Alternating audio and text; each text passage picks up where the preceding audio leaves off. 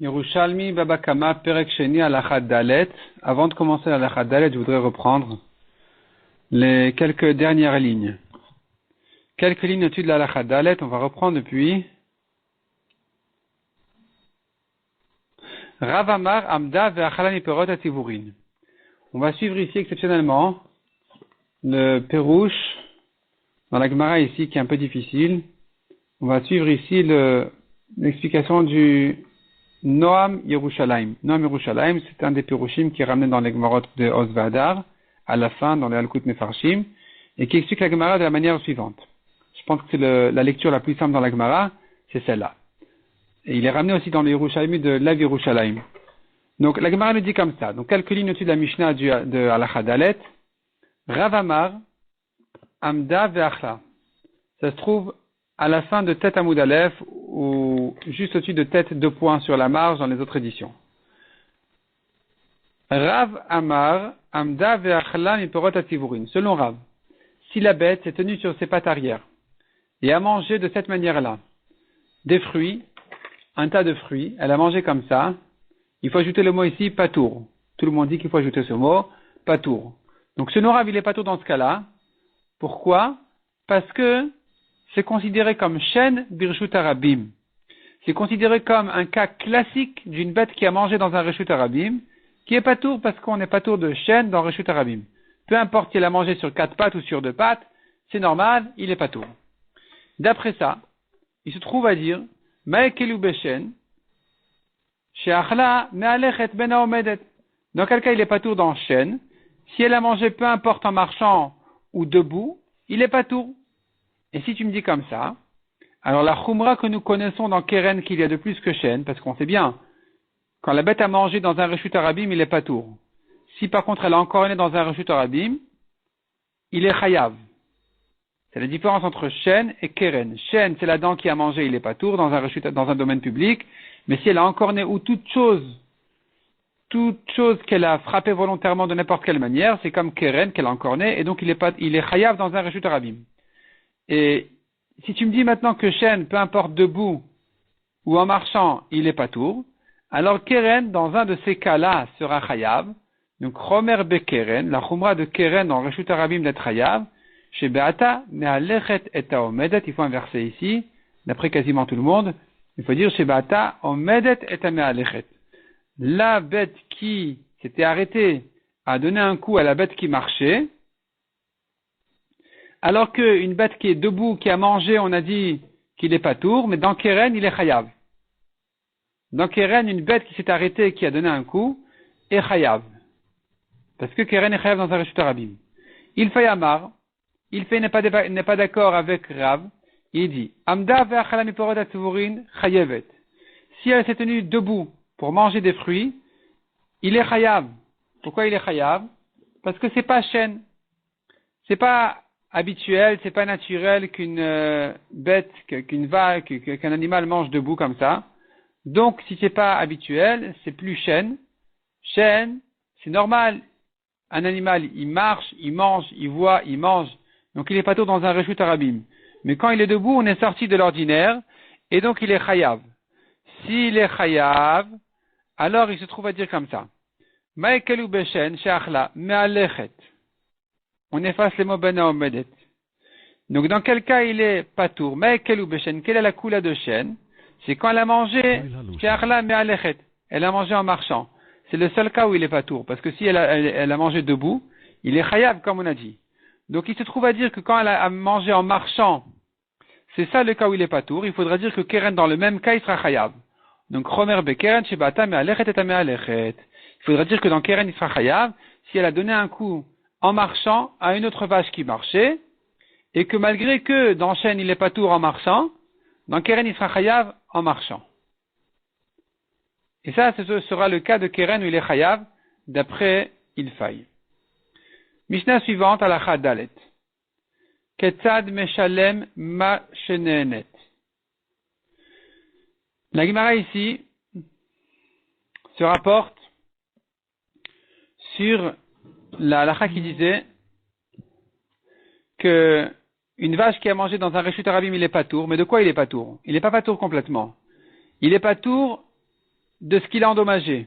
Ce que la vache a mangé, il n'aura pas besoin de payer, mais cependant, il faudra calculer quel était son profit de là. C'est-à-dire, si elle a mangé quelque chose qui coûte très cher, on va dire oui, mais elle en a quand même profité, il a économisé un peu de foin, un peu de quelque chose, qui lui aurait donné à manger, ça il devra payer. Donc, Ketad Meshalem Hashenenet, dans quel cas on dira qu'il paye son profit, selon son profit, et pas tout ce qu'elle a endommagé, dans un cas de Reshut Arabim. Et donc la Mishnah nous dit comme ça, Achla mitocha rechava, Meshalem Hashenenet. Rechava c'est la place du marché ou une grande place publique, un endroit public, c'est un Reshut Arabim. Si elle a mangé là-bas, il ne paye que ce qu'elle a profité.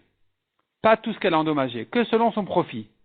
C'est-à-dire, on considère, comme on a dit, qu'elle a plus endommagé que ce qu'elle a profité. Il ne payera que selon ce qu'elle a endommagé. Que selon ce qu'elle a profité. Par contre, mitideh rechava, des coins de la rechava, on n'est déjà plus reshut arabim, là c'est déjà plus normal. C'est déjà comme dans un reshut ayachid, comme chez lui, chez le nizak, mais chez Izika, il paiera tout ce qu'elle a endommagé. Plus que son profit.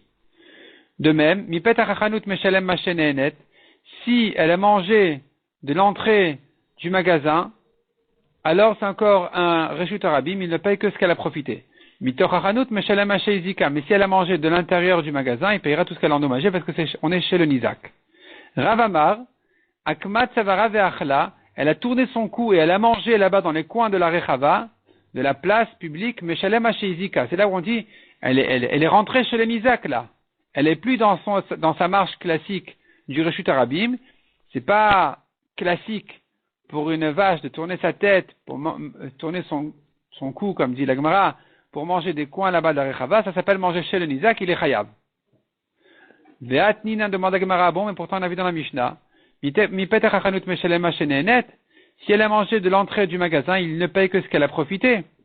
On ne dira pas que puisqu'elle a dû tourner sa tête pour manger là-bas, alors c'est considéré comme si il avait mangé chez le nizak, et il doit tout payer tout ce qu'elle a endommagé. Non.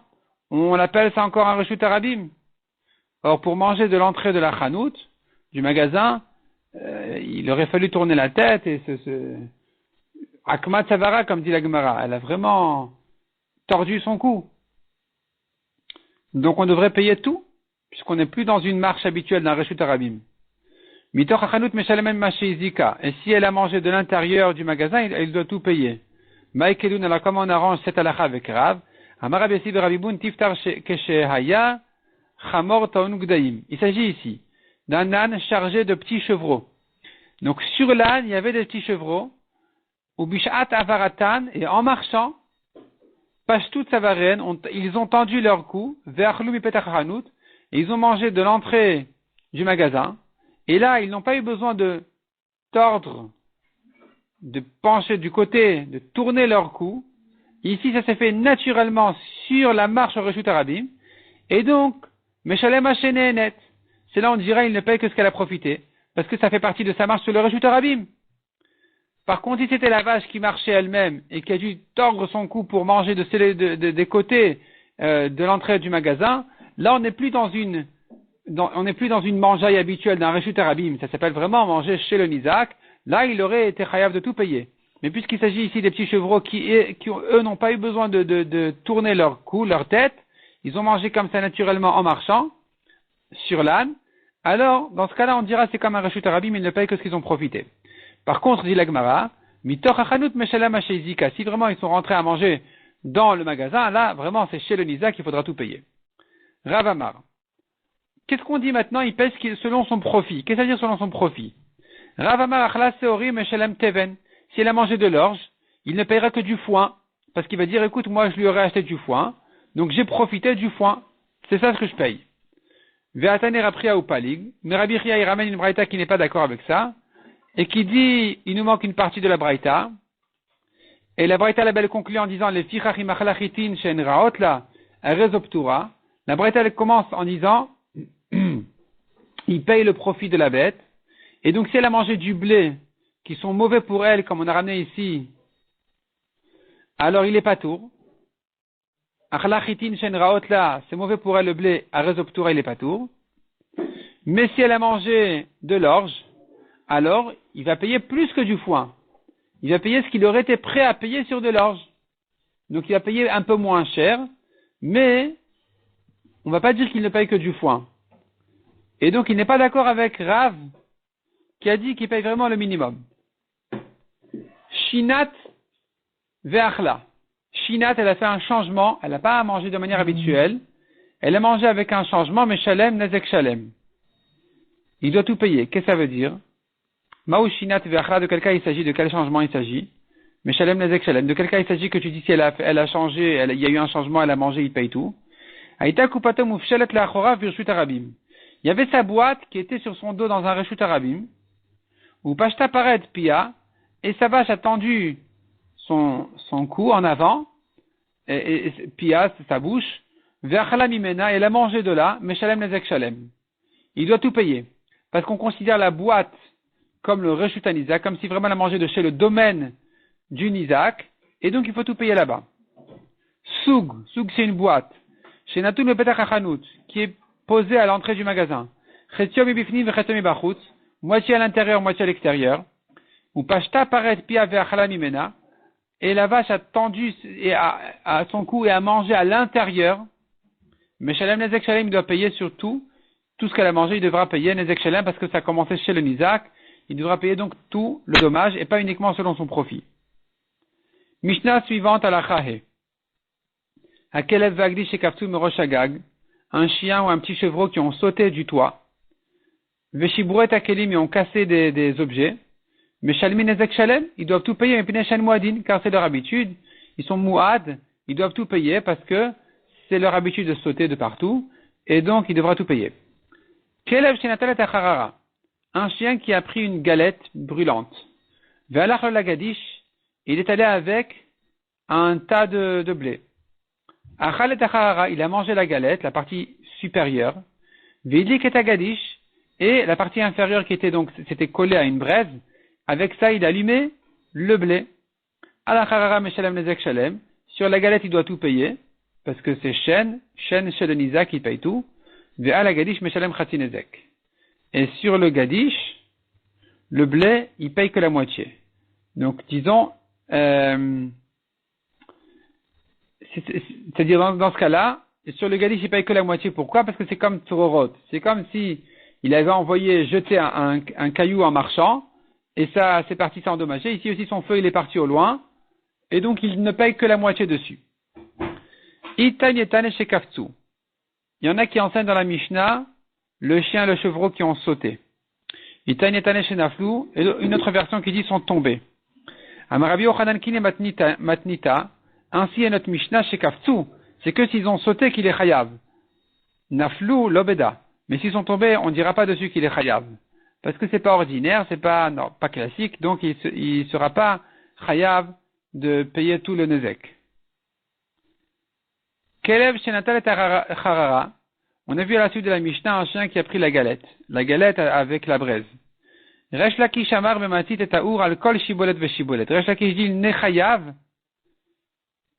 sur le blé que si vraiment il a transporté le feu sur chaque épi de blé pour le brûler directement, mais pas de loin. Parce que nous avons un grand problème ici, sur la Mishnah. Il s'agit ici d'un chien qui a volé une galette. Il a pris de chez quelqu'un d'autre la galette avec la braise. La braise n'est pas à lui. Et donc pourquoi est-il chayav? C'est une marloquette de Rabbi Yochanan et Resh Lakish. Comment on définit un feu qui est parti brûler chez son voisin?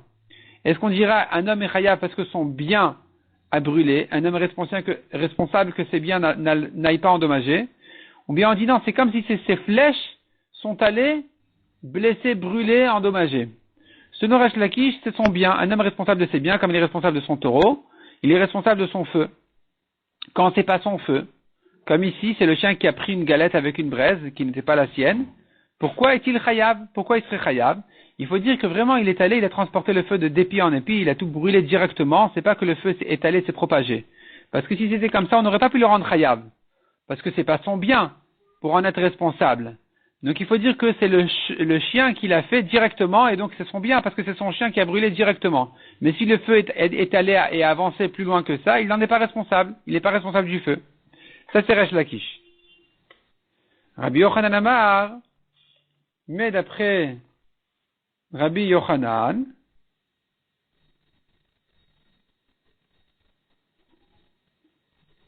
Mais d'après Rabbi Yochanan, donc je reprends. Selon Resh Lakish, on a dit le chien vraiment brûlé chaque blé, il est chayav dessus. Il devra payer la moitié parce que c'est meshouné, c'est quand même pas habituel.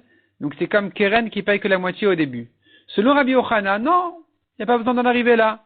Le chien a posé la braise, le feu est allé à tout brûler, c'est comme une flèche.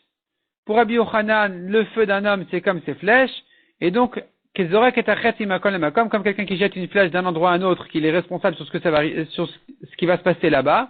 Ici aussi, il est responsable de tout le feu, de tout le blé, et donc il sera chayav.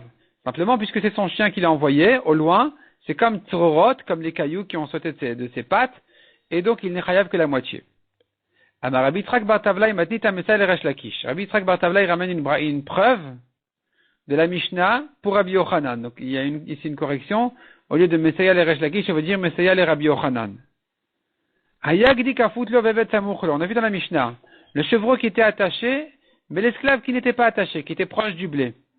Venisra Fimo, tout s'est brûlé avec, Chayav. Il est Chayav parce que l'esclave aurait dû se sauver, donc il n'est pas Chayav Mita, celui qui l'a brûlé, et donc il doit payer. Par contre, Evet Kafoutlo, si l'esclave était attaché, il ne pouvait pas se sauver. Vegdi Samourle, le chevreau était proche du blé.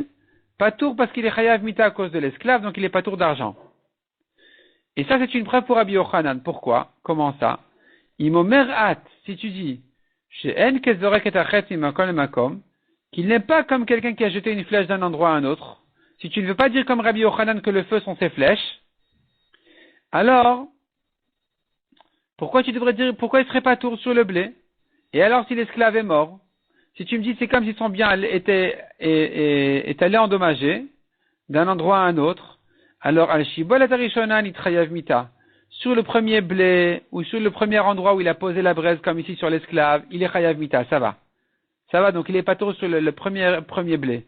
Mikan ve'elach tashlumin, il a qu'à payer le reste.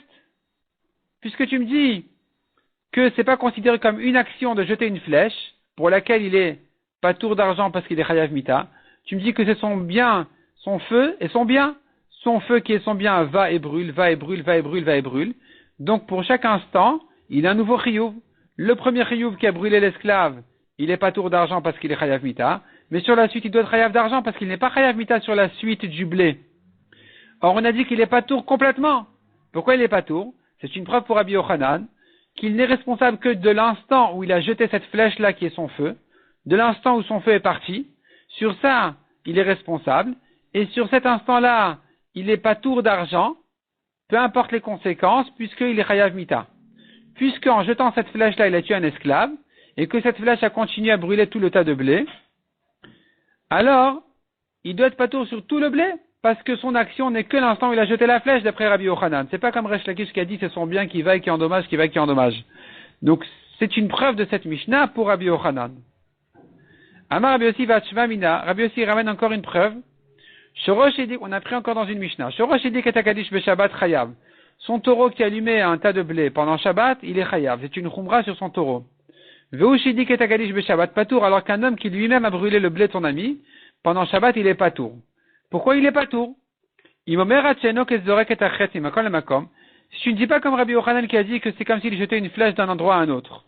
Tu dis, c'est son feu, c'est son bien qui va et qui endommage. Alors on devrait dire, on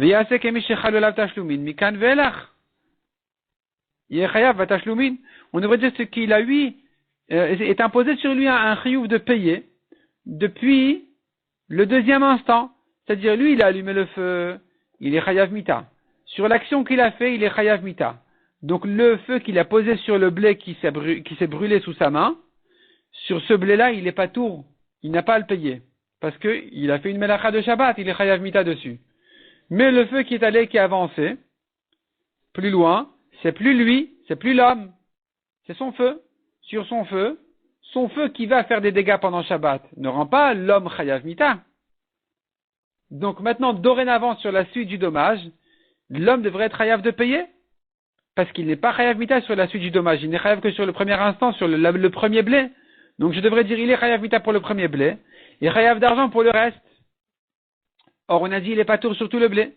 C'est la preuve que son feu est considéré comme sa flèche.